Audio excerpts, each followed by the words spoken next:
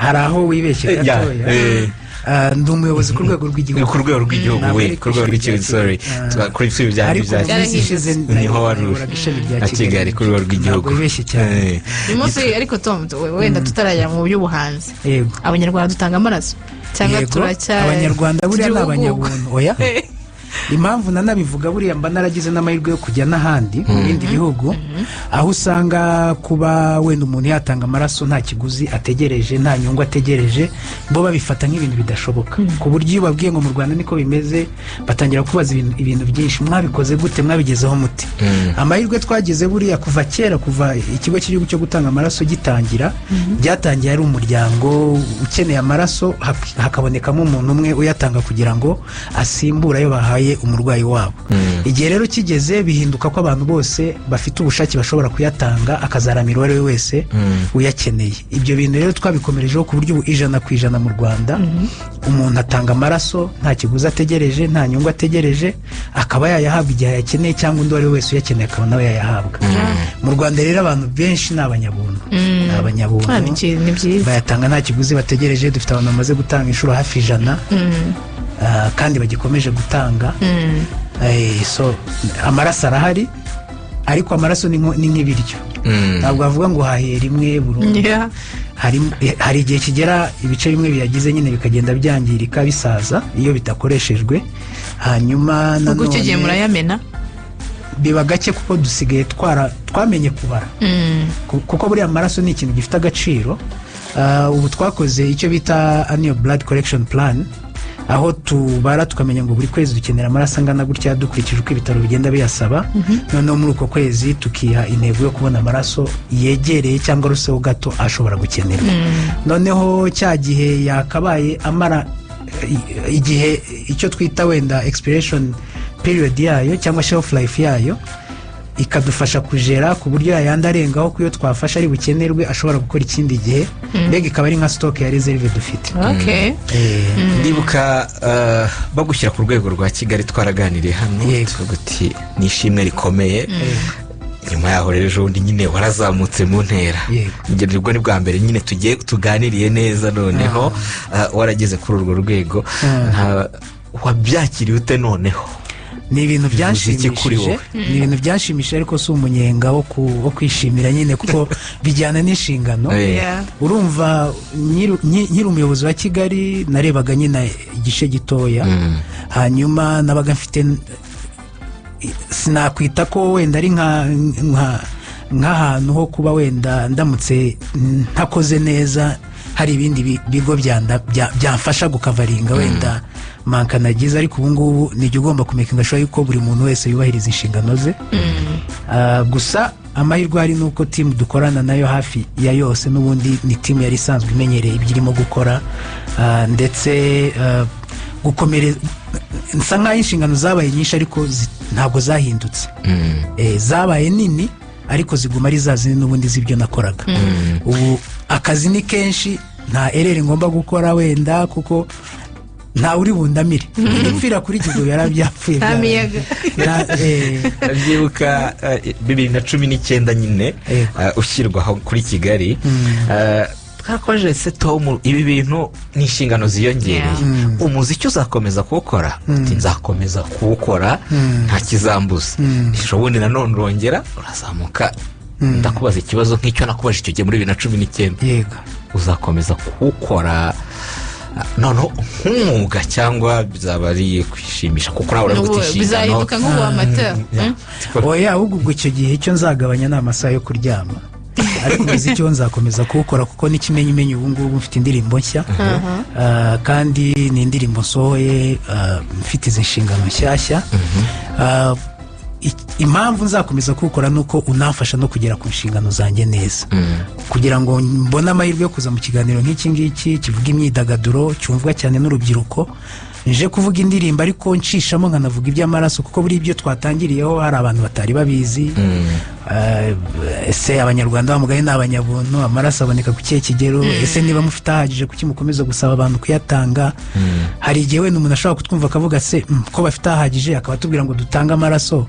Nyine amaraso agira igihe cyo kwangirika, akagira n'igihe akanakoreshwa, niyo mpamvu agomba guhora afite ayasimbura. So mbona amahirwe yo gusobanura ibijyanye n'akazi nkora mu kiganiro, ubundi ntakabaye njya nk'umuntu nyine usanzwe ukora ako kazi ntari umuhanzi.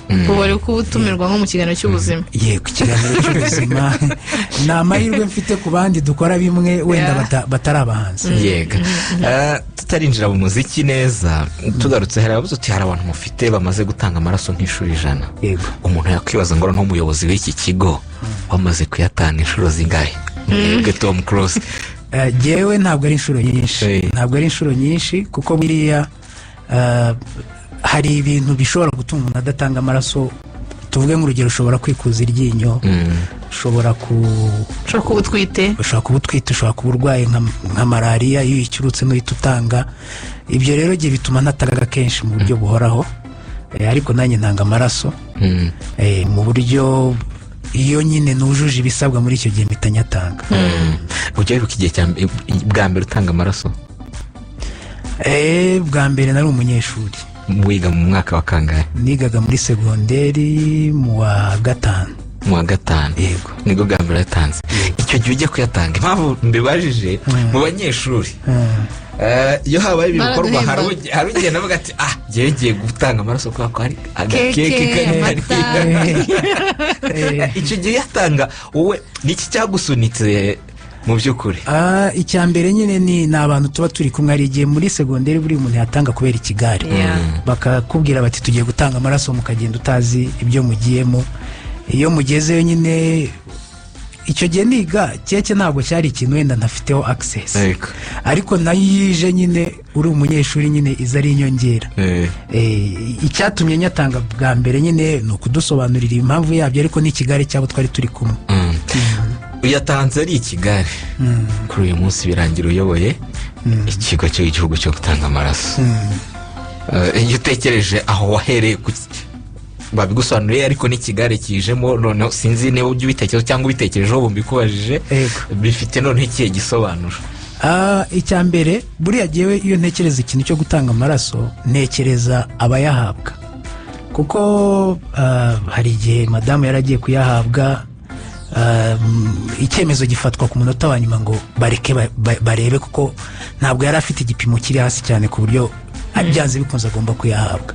Ariko nk'ejo bundi hari umubyeyi wacu wayahawe, ayahabwa ndi umuyobozi w'ikigo cy'igihugu cyo gutanga amaraso, ariko ntabwo bigeze bangisha inama cyangwa ngo bambwire ngo dukeneye urabona kwa kundi nk'ubu nk'umuntu ashobora kuba akeneye nka serivisi hano, akavuga ati ninde muntu nzi uhakora, agahamagara nka EPA cyangwa akaguhamagara nkawe akakubwira ati mumfashe wenda nkeneye gutanga itangazo iri n'iri, cyangwa nkeneye kurangisha nataye ibyangombwa. Nisanze bamaze bayamuhaye inshuro 2 zitandukanye, nta ruhare nigeze mbigiramo. Kuba ibyo bintu byarabaye bigahita amaraso akeneye yose akahita yabona, agahita nkasanga nyine singire n'impungenge ngo yaba yahawe atameze neza. Ni ikinyereka umusaruro w'akazi nyine abo dukorana, wenda umusanzu dutanga muri rusange bigeraho. Kubera yuko iyo tuza kuba dukora nabi, mbere na mbere ayo maraso yari kubanza akabura, nkanabimenya ko agiye kuyahabwa. Ikindi cya kabiri, yaza kuba yo dutanga tujuje ubuziranenge, famiye bari kubanza bakambwira se ko bagiye kumuha amaraso tubigenze gute, nkatangira gushakisha ameza. Ariko kuba ibintu byikora, nkumva ngo yahawe amaraso, nkumva nta n'uwigeze ampamagara ati aturiya mwene wabo akoramo hariya ni mumubwire dore adufasha twaranje, bikikora. Ni ikinyereka ko na wa muturage wa undi wo hasi ukeneye ayo maraso ayahabwa ntawe yiri wahamagara, kubera yuko ari serivisi zagakwiriye guhabwa ari wese ukeneye amaraso, kuko buri muntu wese afite uburenganzira ku buzima. So rero icyo nicyo mita ntekereza, no kuvuga ngo ryabuye nashyizeho uno munsi hari abarishyiraho kugira ngo tubashe kugera kuri icyo kintu cyo guhereza amaraso ari wese uyakeneye atabanje gutabaza cyangwa kuvuga ngo nziranye nande kugira ngo mbashe kubona iyi serivisi. Tuze mu muziki rero ushyize hanze indirimbo wise so fine ije nakurikirana indi uheruka gukorana n'undi muhanzi ariko reka tuvuge kuri iyi yawe mbere yuko tuyumva inganzo yayo yaturutse he n'iki gikubiyemo. Ni indirimbo isanzwe y'urukundo nta somo ridasanzwe ririmo ahubwo ifasha abarimo kubaka ingo cyangwa bashaka kuzubaka gushyiraho itafari ku bikorwa byabo. Ni indirimbo ni nko kumara impungenge umuntu mukundana umwereka ko wowe nyine ibyo urimo nyine ubikomeje nta mikino nta gahunda yo kubikiniramo ufite, hanyuma no kumwereka ko nyine atandukanye n'abandi, afite agaciro karenze wenda ko bamwe mu bantu bamuca amazi cyangwa bamushyira hasi baba babona. Ni ukuvuga ngo wowe ubona ibyo abandi batabona. Ni indirimbo nyine ikubiyemo amagambo nk'ayo ngayo. Reka tuyumve. Yasohotse isohokana n'amashusho. Yego. Abashaka kureba amashusho banyure kuri channel yawe nayo bayare. Yego. Reka tubanze tuyumve.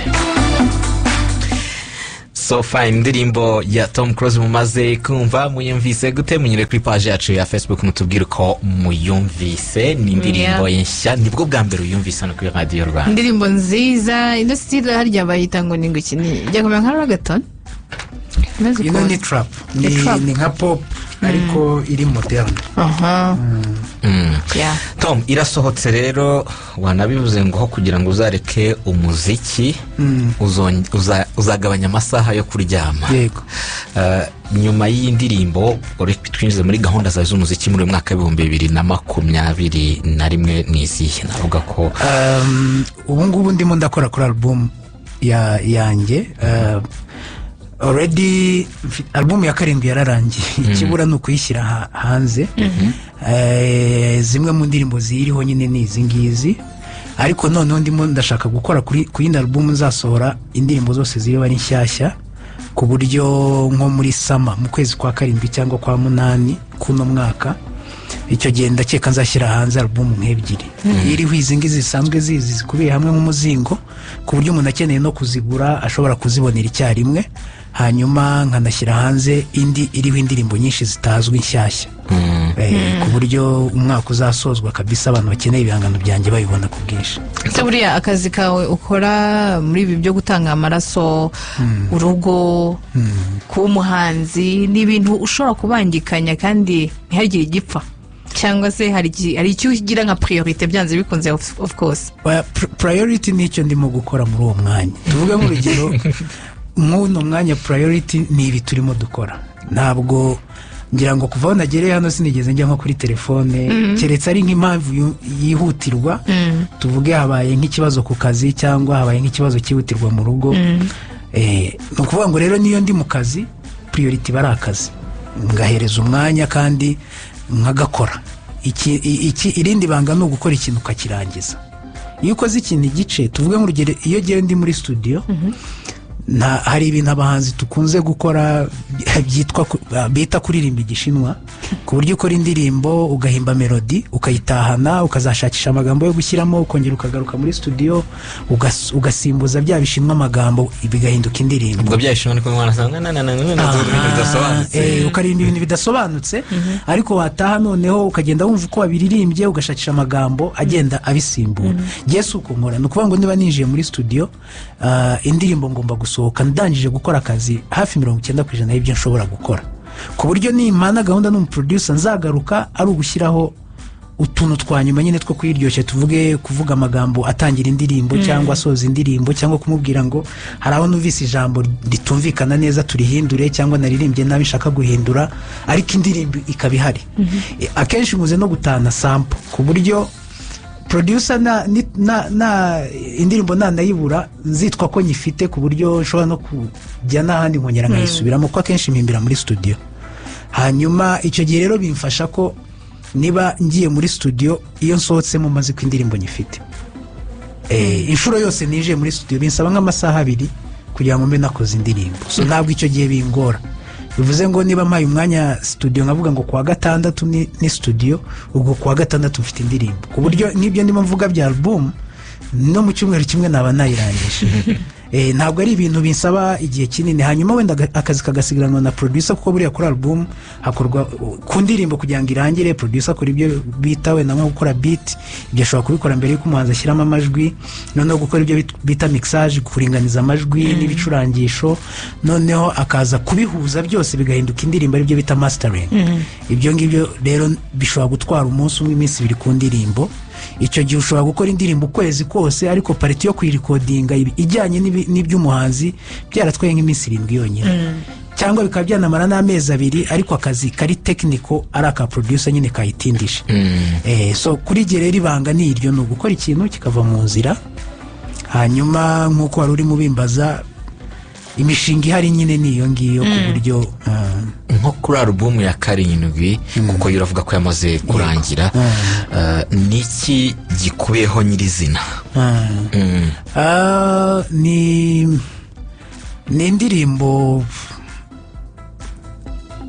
urumva iyo ugiye ukora amasingo biragora kugira ngo ayo masingo agende ahuza, ariko nk'ubu tuvuge nk'ino album yindi ndimo gukora, uzasanga zose zigiye zigirana amasano, ku buryo ubundi kuri album ishobora kugira na teme imwe, ushobora no kuyita izina, tuvuge nk'urugero urugendo, ariko muri iyi album nta ndirimbo yitwa urugendo iriho, ahubwo izo ndirimbo zose uziteranyijeho zishobora kugira ikintu zisobanura kimeze nk'urwo rugendo nyine.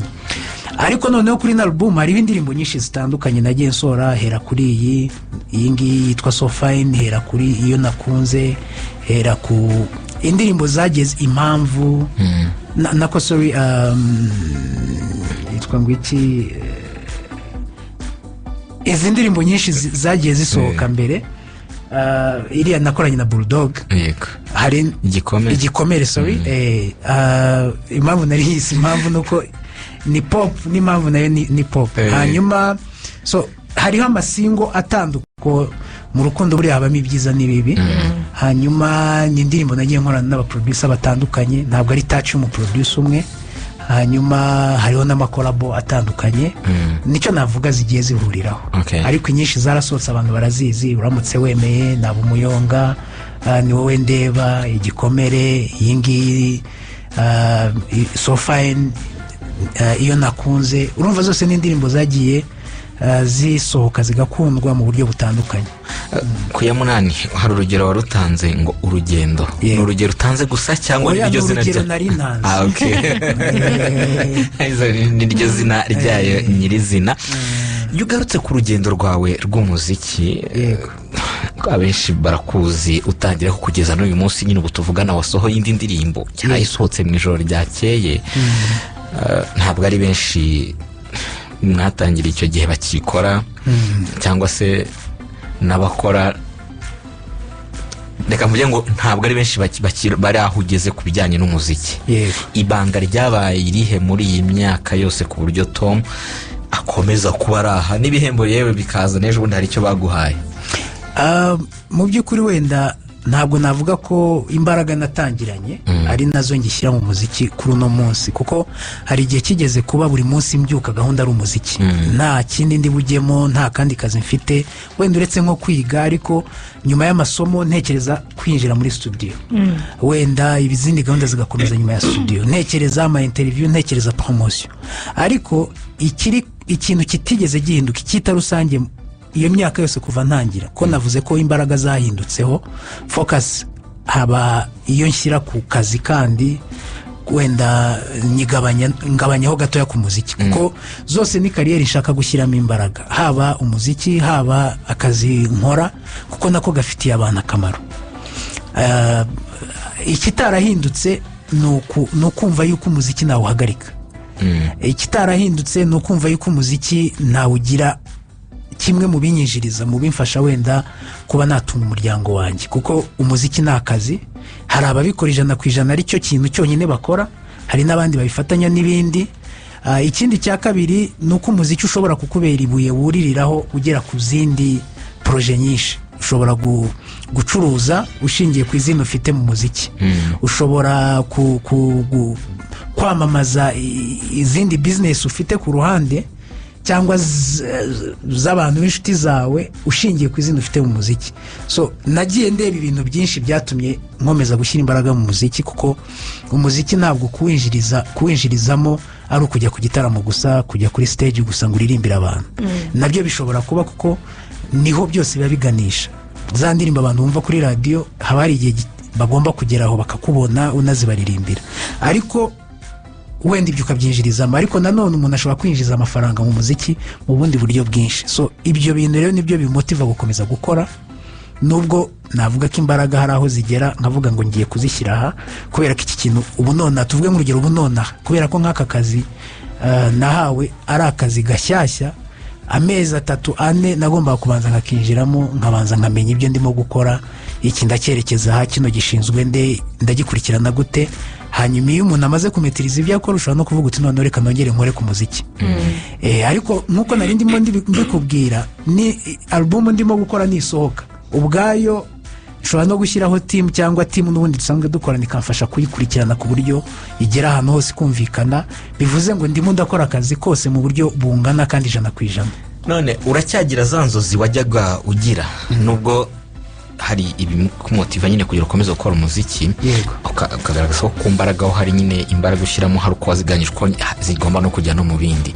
Ariko ku kijyanye na za nzozi wabaga ufite kuva kera, umuziki wanjye ugomba kugera kuri uru rwego, ugomba kugera kuri uru rwego, hariho watekerezaga amakorabo, hariho watekereza kujya gukorana n'abandi ba producer wenda batarabo mu Rwanda gusa.